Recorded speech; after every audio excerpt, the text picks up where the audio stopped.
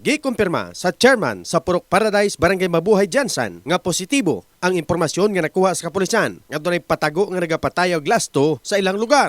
Gani wala matod pa kini nagkulang sa pagpahimangno sa negosyante nga nasakpan. Pag-inspeksyon sa bag, so nagtanaw pod ko ni assist pod ko kay basig naapoy ano sa mga siyempre kabalo naman ta. So pinsa pod nato kay constituents pod to nato.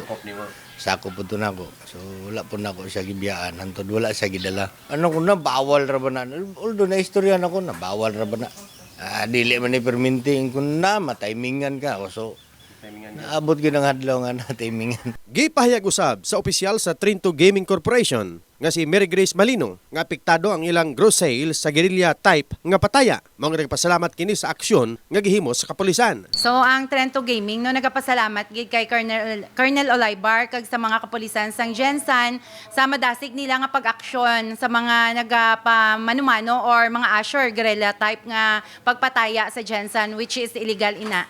Kay baluan, nga usa sa nadakpan sa Mabuhay PNP nang himakak sa patago nga pataya. Gani, adunay panawagan ang kapulisan sa mga lambigit sa ilegal nga pataya. Sa lahat naman po na may ganitong gawain, yung nagpapataya ng lasto, ganyan, na illegal, itigil po natin kasi meron po tayong legal na pamamaraan ng pagtataya ng kwan po. Nandyan po yung STL natin.